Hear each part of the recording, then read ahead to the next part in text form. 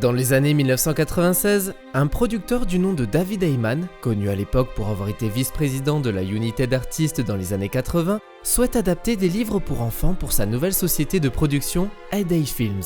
Le roman de Diana Wynne Jones, The Ogre Dosters, était le premier dans ses plans d'adaptation, mais le projet tombe rapidement à l'eau. Accompagné de ses associés, il contacte une dizaine d'éditeurs et de nombreux agents pour trouver des œuvres susceptibles d'être adaptées sur grand écran. Tanya Segachian, chargée de développement, tombe la même année sur un article qui parle d'Harry Potter et la pierre philosophale.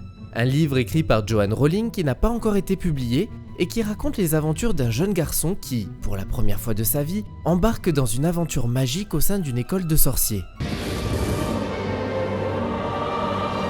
Intriguée par le texte, elle contacte l'agent de l'auteur pour commander un exemplaire. Après réception, Tanya le dépose sur une étagère en compagnie d'autres textes avec l'étiquette « Faible priorité ». Tous les vendredis, elle et les producteurs emportent chez eux quelques scripts pour ensuite en parler la semaine d'après lors d'une réunion. Comme leur collègue Nisha Parti est tout en bas de la hiérarchie, on lui confie généralement les textes rangés dans cette fameuse catégorie. C'est ainsi qu'elle tombe sur les premières aventures d'Harry Potter. Le lundi suivant, elle s'empresse de parler de cette pépite littéraire qui a embelli son week-end à Heyman.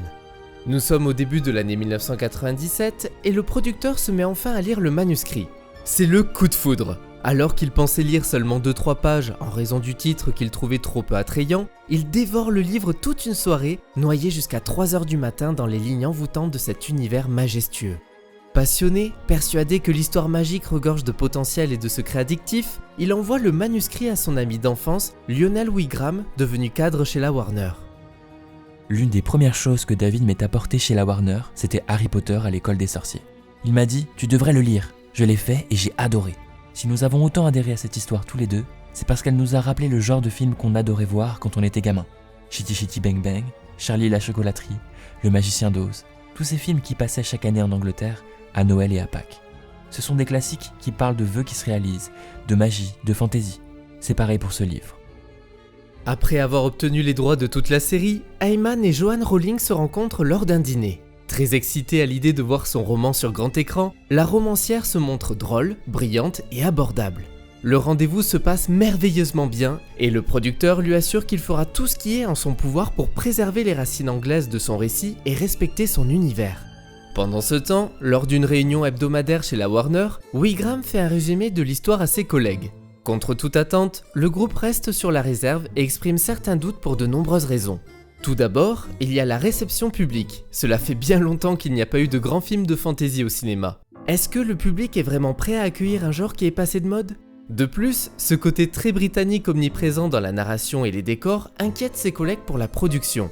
Finalement, après de longs débats intenses, le cadre est nommé producteur exécutif. Il est contraint par un budget strict et assez serré, mais ne se laisse pas abattre pour autant. Un an plus tard, à l'aube de l'année 1998, David et Lionel recherchent activement un scénariste pour adapter le roman qui est devenu en un temps record un véritable phénomène au Royaume-Uni. Seulement, il n'en est pas de même aux États-Unis. Le public n'a aucune idée de qui est ce petit Harry Potter et son histoire farfelue.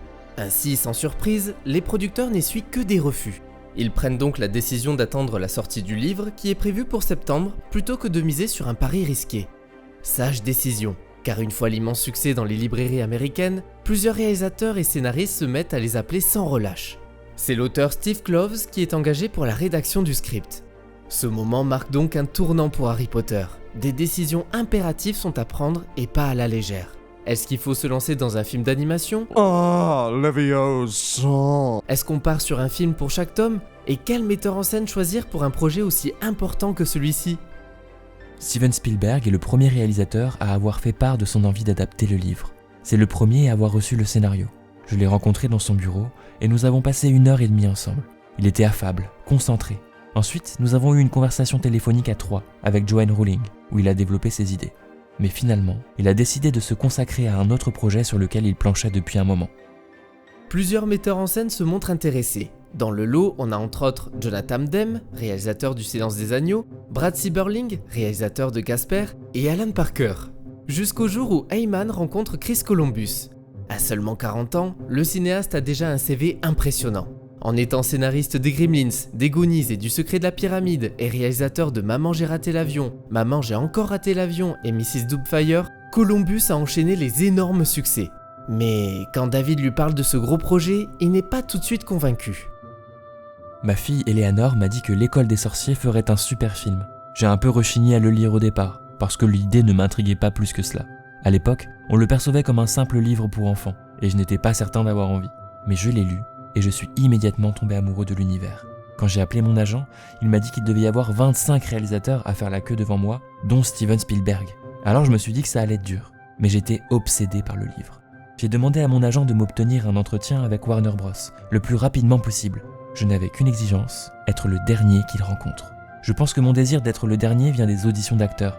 Je ne sais pas pourquoi, mais qu'il soit bon, mauvais ou juste médiocre, on se souvient toujours de la dernière personne dans la pièce. Donc je me disais que si je sortais le grand jeu, ce serait un avantage. Pour avoir toutes les chances de son côté, Chris débarque en ayant réécrit le scénario de Steve Kloves en seulement 12 jours, pour être capable de donner sa propre vision du film. Pari gagné, il est engagé et doit maintenant passer à la partie qui est sûrement la plus difficile, le choix des acteurs. Rowling a insisté pour que le casting soit entièrement britannique, bien que certains acteurs irlandais réussiront à se faire engager. Donc, seuls les enfants anglais ont été pris en compte. Les directrices de casting Suzy Figgis et Janet Hutcherson n'ont pas hésité à visiter toutes les écoles du pays pour trouver nos 3 héros. Les auditions pour les rôles d'Hermione, Harry et Ron se sont déroulées en 3 parties. Les enfants devaient lire une page du roman, improviser la scène où les étudiants arrivent à Poudlard, et enfin, lire plusieurs pages du script. Malgré les milliers et les milliers d'enfants qui défilent, Chris Columbus ne trouve pas encore ses petits coups de cœur. En attendant, Alan Rickman et Richard Harris sont tous les deux pris pour jouer Severus et Albus Dumbledore, tandis que les favoris de J.K. Rowling, Maggie Smith et Robbie Coltrane, ont été choisis pour jouer Minerva McGonagall et Hagrid. J'aurais dû me douter que vous seriez là, professeur McGonagall. C'est une anecdote très connue, mais je vais quand même l'insérer ici. Alan Rickman a reçu de la part de Rowling plusieurs informations confidentielles concernant son personnage. Des informations clés qui ne seront révélées que dans le dernier livre afin qu'il puisse incarner à la perfection Severus Rogue, mais aussi retranscrire à l'écran la complexité du personnage. 2 mois seulement avant le tournage, Daniel Radcliffe, Rupert Grint et Emma Watson sont pris pour les rôles principaux. Emma, passionnée depuis toujours par la comédie et les livres, n'a pas hésité une seconde lorsque l'occasion s'est présentée à elle. Alors, quand elle a su qu'Harry Potter allait être adapté au cinéma, elle était déterminée à obtenir le rôle d'Hermione Granger coûte que coûte. Par chance, elle a été approchée par un agent sur les conseils de son professeur de théâtre. Elle a dû passer pas moins de 8 auditions avant de finalement décrocher le rôle. Très vite, les casteurs tombent sous le charme de la très jeune comédienne. Concernant les Hermione, dès qu'Emma est entrée dans la pièce d'enregistrement, nous étions 6 à la regarder sur un écran, nous avons sursauté. Nous nous disions « Oh mon Dieu, waouh, elle passe si bien à l'écran !» Il y avait une autre petite fille qui passait le casting. Elle venait de jouer dans le film Madeleine et ressemblait pas mal à Hermione. Je pense qu'Emma a dû se dire en la voyant « Oh bon, je n'ai aucune chance, ça sera elle. » Mais le personnage devait être agaçant, mais pas trop. Avec l'autre petite fille, nous avons pensé qu'elle serait susceptible d'être toujours agaçante. Mais avec Emma, on savait qu'au bout d'un moment, les gens finiraient par beaucoup aimer Hermione. Un des producteurs a même demandé à l'avoir sous contrat jusqu'à ses 21 ans. Nous avons tous pensé qu'une star était née. Quant à Rupert, il a également enchaîné les petites pièces de théâtre dans son école. Étant pourtant un gamin pas très sûr de lui, il prend énormément de plaisir à jouer devant un public, se sentant comme quelqu'un d'autre sur scène. C'est en regardant une émission diffusée sur la BBC qu'il apprend qu'un film Harry Potter est bel et bien en préparation. Sans hésitation, il se voit bien dans les traits de Ron Weasley. Plutôt que d'envoyer une photo et une lettre de motivation, il décide de se filmer en étant habillé comme son prof de théâtre et se met à rapper. J'ai écrit ce rap, des informations basiques sur moi et sur le fait que je voulais absolument avoir un rôle dans Harry Potter. Je pensais à Ron, à personne d'autre. Et les responsables du casting m'ont appelé. Pour Harry, les règles étaient beaucoup plus strictes. L'âge était important. Nous avions bon espoir de faire plusieurs films, nous savions donc que cela ne pourrait pas convenir à un jeune homme de 13 ans. Il devait avoir au moins l'âge approprié pour jouer le personnage. Je sais qu'à un moment donné, nous pensions à l'acteur qui a joué Billy Elliot, Jamie Bell. C'était un très bon acteur, mais il avait déjà 14 ans, c'était trop vieux. Nous avons eu pas mal de très bons candidats, mais leurs yeux étaient marrons. Nous ne pouvions malheureusement pas les retenir. Les recherches pour trouver le parfait Harry Potter se poursuivent, mais au même moment, Chris Columbus avait déjà le jeune Daniel Radcliffe en tête qu'il avait découvert dans le téléfilm David Copperfield. Mais les parents du jeune comédien ne voulaient pas qu'il passe le casting pour ce long métrage. Avec autant de pression, David Heyman et Steve Kloves décident de se détendre en allant voir la pièce de théâtre Des cailloux plein les poches. Par chance, ils croisent ce soir-là dans la salle de spectacle Alan Radcliffe, un agent qu'il connaît très bien. Ce dernier lui présente sa femme et son fils Daniel. Immédiatement, le réalisateur est frappé par les yeux bleus du garçon. Le lendemain à 9h, il appelle Alan et insiste pour que son fils vienne passer l'audition. Il accepte. What's that? Dragon egg. On board. We try this? Let's see. Après les tests, l'équipe hésite entre 2 acteurs. Nous avons de nouveau regardé les tests de Daniel. L'autre garçon était génial, vulnérable et ressemblait beaucoup à Harry. Cependant, nous savions que Harry allait devenir un jeune adolescent qui s'affirme et qui a du caractère. Daniel avait ses 2 côtés. Il était très vulnérable mais avait ce petit quelque chose en plus qui lui donnait du cran. Pour résumer, Daniel avait les tripes pour assumer ce rôle. Après avoir fait notre choix, nous les avons tous les 3 convoqués dans le bureau de Chris sans leur dire ce qu'il en était. Ils étaient là, debout à attendre. Ils avaient probablement deviné qu'ils étaient retenus. Quand ils l'ont su, ils étaient très heureux. En réalité, à ce moment-là, Dan savait déjà qu'il était pris. C'est la veille, lorsqu'il prenait un bain chez lui, que le téléphone s'est mis à sonner. Son père est rentré dans la salle de bain pour lui annoncer la bonne nouvelle. Quelques jours plus tard, après l'annonce dans la presse, c'est déjà la folie. Le trio est envoyé au Landmark Hotel à Londres, où se déroule durant le 2e jour une conférence de presse. Les journalistes ne tarderont pas à appuyer sur le fait que Dan ne connaît pas très bien les livres de J.K. Rowling et s'amuseront même à lui poser tout un tas de questions comme « Qui est vraiment Tom Elvis Jedusor ?», en sachant pertinemment que le jeune garçon n'allait pas pouvoir répondre. D'autres articles pointeront du doigt le choix d'Emma Watson qui est apparemment trop jolie pour le rôle d'Hermione. Mais les critiques concernant le choix des acteurs vont très vite se calmer. Le tournage commence officiellement le 29 septembre 2000 et comme tous les tournages, les séquences sont filmées dans le désordre. Pour le premier jour par exemple, c'est la scène finale qui est tournée en premier. Avant la prise, Rowling avait précisé aux producteurs que les yeux de Harry devaient être verts. Ils ont donc voulu que le comédien porte des lentilles de contact pour changer la couleur de ses yeux. Mais Radcliffe a fait une réaction allergique assez grave dès le 2e jour de tournage. Ils se sont alors dit qu'ils allaient modifier cela numériquement. Mais là aussi un problème s'impose. Le résultat faisait trop artificiel. C'est pour cela que depuis ce jour, Harry a les yeux bleus dans les films. Autre petit détail physique, cette fois-ci sur un autre personnage, les dents de lapin d'Hermione. Au départ, l'équipe des effets spéciaux avait fabriqué 2 fausses dents pour Watson. Mais selon Chris Columbus, l'actrice avait l'air un peu bête avec ce dentier et ça changeait considérablement sa manière de s'exprimer. D'ailleurs, si vous regardez bien la jeune comédienne dans cette scène, vous pouvez apercevoir les fausses dents. Au fil du temps, les jeunes acteurs font peu à peu connaissance tout en s'habituant à être loin de chez eux pour la toute première fois. Malgré tout, Radcliffe se souvient d'un moment gênant avec un autre acteur. Pour vous remettre dans le contexte, le long métrage Billy Elliot venait tout juste de sortir et rencontrait déjà un grand succès. Et un de ses camarades lui a dit que tout le monde avait déjà oublié Harry Potter et que c'était Billy Elliot qui avait dorénavant la cote. Conscient de la responsabilité qui pesait sur ses épaules, Dan stresse encore plus. Mais fort heureusement, le reste de l'équipe est là pour le soutenir. De plus, il retrouve un visage familier, celui de Zoe Wanamaker, avec qui il avait travaillé sur David Copperfield. D'ailleurs, dans cette séquence où les élèves apprennent à voler avec leur balai, Matthew Lewis, l'interprète de Neville Londubat, garde un souvenir assez étrange de cette journée. C'était étrange. C'était très bizarre de venir au travail, de s'asseoir sur un balai, d'être soulevé au-dessus du sol. Mais c'était marrant aussi. J'avais lu le scénario et je m'y attendais. Mais je croyais que ce serait fait avec des images de synthèse. J'avais tort. Nous avons filmé les 2 prises au sol, lorsque je monte sur le balai avant de décoller. Puis ils ont amené un camion avec une énorme grue équipée d'un balai au bout. Ils m'ont soulevé et ont roulé. Je volais. En fait, j'ai un peu le vertige, mais je suis accro à l'adrénaline. Donc le fait d'avoir peur du vide m'a encore plus donné envie de le faire. Je pense que c'est pour cela que j'ai apprécié. Au fil des jours, Rupert Grint impressionne tout le monde. Pour faire simple, il ne donne même pas l'impression de jouer un rôle. Il est Ron. Alors que Dan manque de confiance et a besoin de temps pour se mettre dans la peau de son personnage, Rupert semble ne faire aucun effort. De plus, l'amitié entre les 2 garçons se renforce jour après jour, ce qui va devenir peu à peu un problème, car ils s'amusent parfois beaucoup trop. Comme la fois où ils tournent la rencontre de Ron et Harry dans le train. Ils n'arrêtaient pas de rire.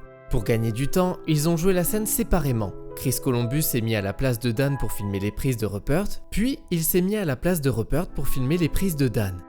Pour la scène du Quidditch, le travail est très compliqué pour le chef décorateur Stuart Gregg. Avec tous les détails qu'on peut retrouver dans le roman, il ne peut pas se permettre de décevoir les fans. Pour ce sport qui ne se joue pas sur un terrain mais dans les airs, il a imaginé différentes tribunes. Celle conçue pour une catégorie de spectateurs qui ont la chance de profiter du match à la bonne hauteur, puis une autre catégorie qui reste en bas. Ensuite, il décide que le stade sera entièrement réalisé en bois, vu que l'école des sorciers est entourée de forêts. Et enfin, il donne cet aspect tournoi médiéval, en mettant des bannières colorées. Et le match commence!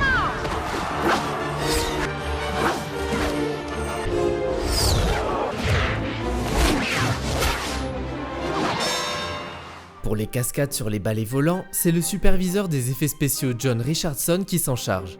Avant cela, l'homme était principalement connu pour avoir participé à de grands films comme Superman, Aliens le Retour et quelques James Bond. Ah, c'est sûr que c'est pas joli rigolo, hein. J'avais très envie de jouer cette scène, et je me suis très vite rendu compte que ça n'allait pas me plaire. D'autant que les premiers jours, quand on cherchait encore comment s'y prendre, c'était très difficile et assez douloureux de rester là-haut pendant des heures. J'avais un harnais qui passait autour de mes cuisses et à l'entrejambe. Je m'asseyais sur une selle de vélo fixée au balai, et j'étais attaché à la selle par des bandes adhésives collées entre mes jambes pour que je ne puisse pas tomber. Je ne pouvais pas bouger. Alors quelqu'un enlevait l'escabeau, et on vous laissait pendu là.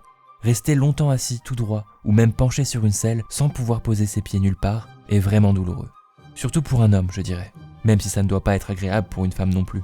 Je m'en suis vite aperçu. Si bien que je n'ai pas autant apprécié l'expérience que je l'aurais voulu.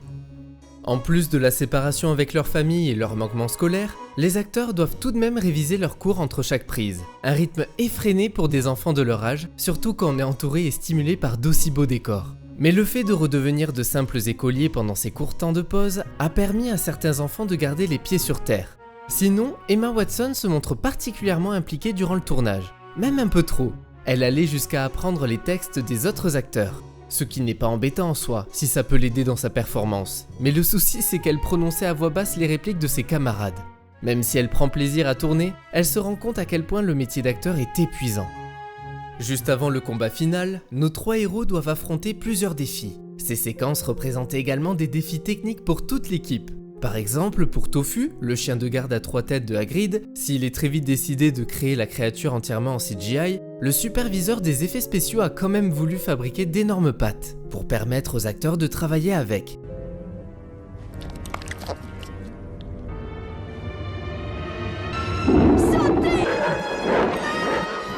Ensuite, pour réaliser la séquence où les personnages sont piégés dans une plante, les comédiens ont réellement été enroulés par des tentacules géants.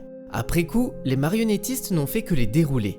Il ne reste plus qu'à défiler le moment à l'envers au montage pour donner l'impression que la plante agrippe les enfants. Et enfin, pour la partie d'échec grandeur nature, le metteur en scène voulait éviter les effets spéciaux numériques. Toutes les pièces sont alors sculptées par John Richardson et son équipe d'après les dessins de Stuart Craig. Sur les 32 modèles, certains atteignent les 3,50 m de haut et sont radiocommandés, c'est-à-dire qu'ils peuvent bouger sur l'échiquier, se battre et exploser.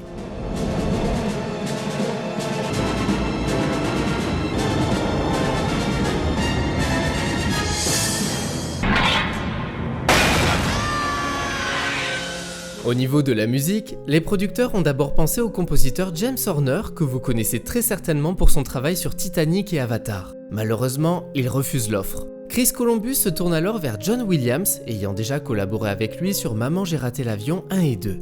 Williams a composé la partition chez lui à Los Angeles avant de l'enregistrer à Londres en septembre 2001.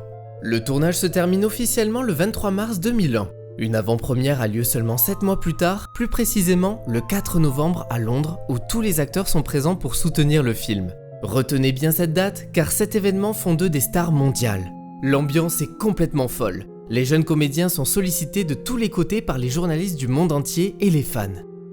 J'étais comme dans un brouillard, c'était irréel. Je ne réalisais pas qu'ils s'intéressaient à moi parce qu'ils étaient fans de Hermione. Ils ne connaissaient pas encore mon nom. Je trouvais bizarre que les gens me demandent de signer tout et n'importe quoi. Je ne me suis pas rendu compte que j'étais célèbre avant le 3e ou le 4e film. Je les ai entendus crier « Emma !» et j'ai eu un déclic. Ils connaissent mon nom. C'est vraiment étrange.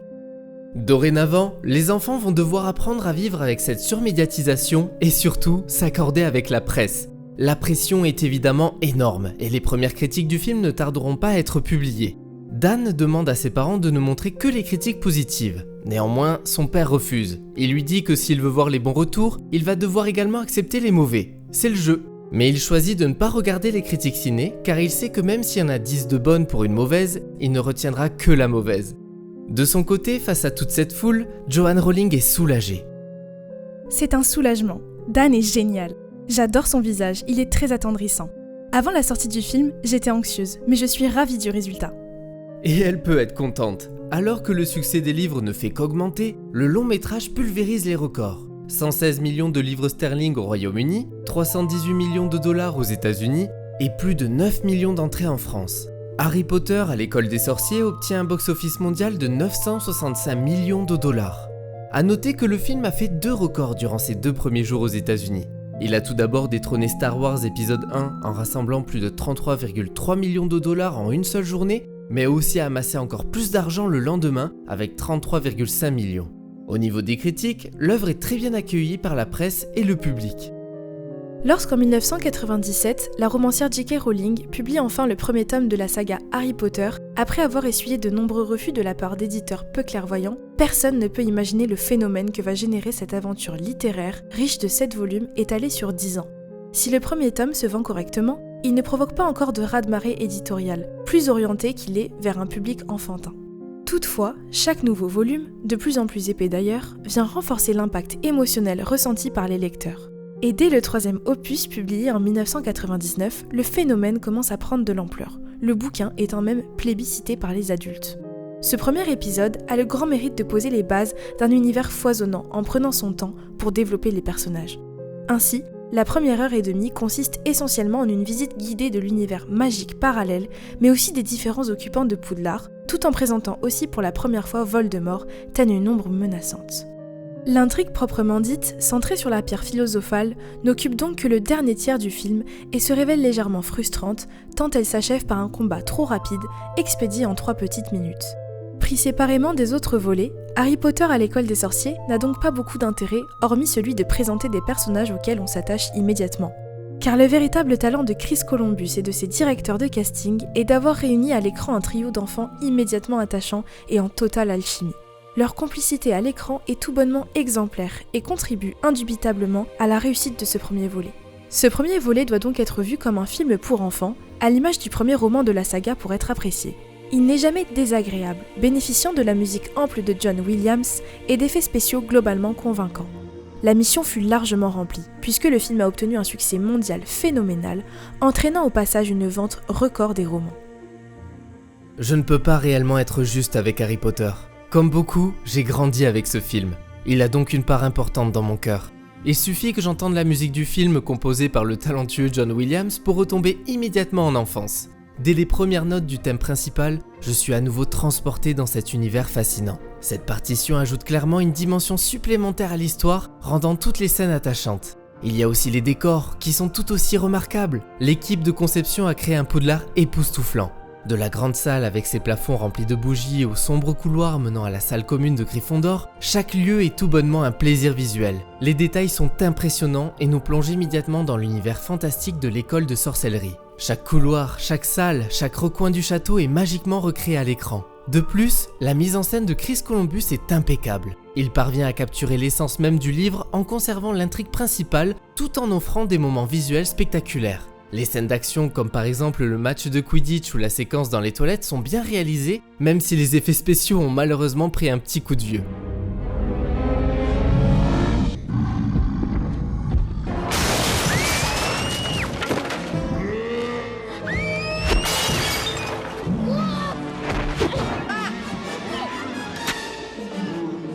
Daniel Radcliffe est très touchant dans les traits de ce petit garçon maltraité par son oncle et sa tante. Nous avons dès les premières minutes de l'empathie pour ce jeune orphelin et c'est un plaisir de le voir évoluer tout au long du film. Mais je peux également saluer l'interprétation de Rupert Grint, Alan Rickman, qui me faisait vraiment peur quand j'étais tout petit, ou encore Maggie Smith. Bref, Harry Potter à l'école des sorciers est une expérience cinématographique inoubliable qui a bercé mon enfance. La musique envoûtante de John Williams, les décors somptueux, la mise en scène captivante de Chris Columbus et le casting exceptionnel se combinent pour créer un film qui a su capturer la magie des livres de J.K. Rowling de manière époustouflante. Ce film est le point de départ d'une aventure cinématographique extraordinaire qui a enchanté des générations de fans à travers le monde. Et ce n'est que le début. Seulement 3 jours après l'avant-première, les acteurs n'ont pas le temps de se reposer et repartent vers les studios pour tourner le nouvel opus prévu pour novembre 2002, Harry Potter et la Chambre des Secrets. L'aventure ne fait que commencer.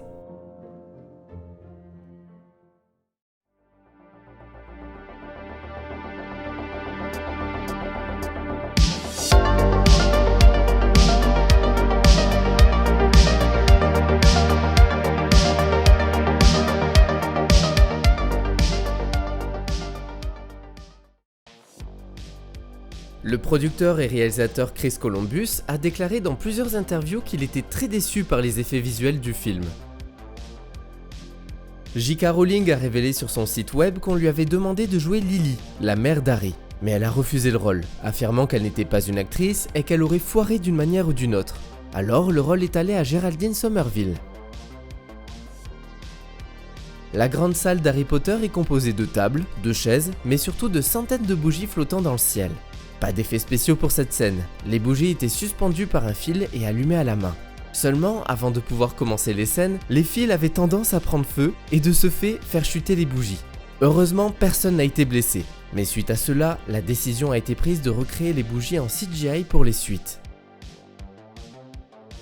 Toute la nourriture que vous voyez dans la grande salle est réelle. C'est Chris Columbus qui a insisté pour que de la vraie bouffe soit à disposition sur les tables. Il y avait entre autres du rôti de bœuf, du jambon, de la dinde et plusieurs légumes.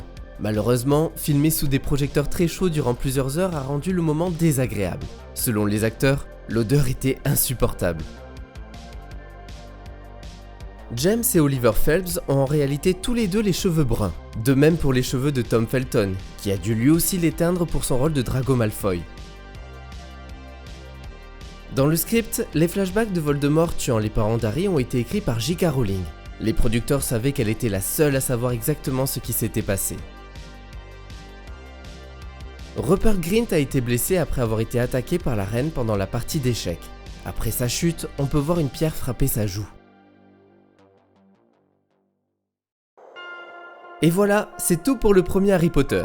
J'espère que vous avez passé un bon moment et on se retrouve très vite pour de nouvelles rétrospectives. En attendant, n'oubliez pas de commenter, liker et à vous abonner.